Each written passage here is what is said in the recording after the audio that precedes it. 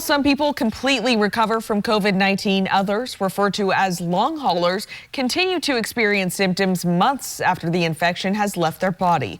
Doctors and researchers say it's been hard to pinpoint why this happens, but they have been able to start diagnosing people with a disorder called posterior orthostatic tachycardia syndrome, or POTS. I spoke with a Richland woman who didn't have COVID-19 but does live with POTS. She and others share what it's like.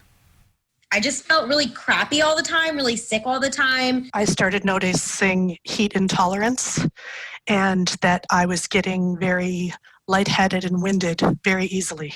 Sajal Sanin and Robin Jackson described their early symptoms of POTS. Sanin, a UW student from Richland, says she came close to dropping out of school. It kind of hits in waves, and it's always worse when I'm sick with something else. Robin Jackson believes she had COVID-19 earlier this year. She says the symptoms lingered for months, and just when she started feeling better, I could feel my palpitations of my heart going kind of crazy. It's been a very emotional roller coaster. Both women have gone through the TILT test, confirming a diagnosis of POTS. Lauren Stiles, the founder of Dysautonomia International, says the disorder can appear after an infection like COVID-19.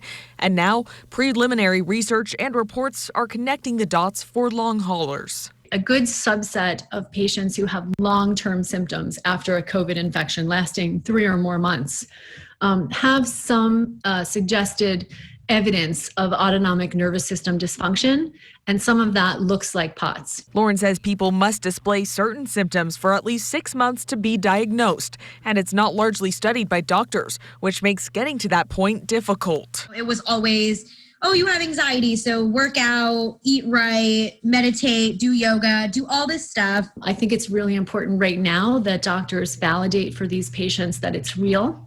It's not in their heads. Once you have a diagnosis, it's like a weight's lifted off your shoulder because you're validated in knowing that you have a diagnosis, you know what's wrong with you. It's not just in your brain. As for Robin, it could be a while before her life returns to normal. I used to be a very sort of busy person, always on the go. I can't really walk much anymore. I think the hardest thing is not knowing how long this is going to last, if it's going to get better, if it's going to get worse. Lauren encourages COVID-19 patients to fill out their online survey. It helps them research long haulers, and for people with POTS to keep pushing forward. Be patient. I know it's hard to do that when you feel so sick. There are specific treatments that we know that can help you feel a little bit better.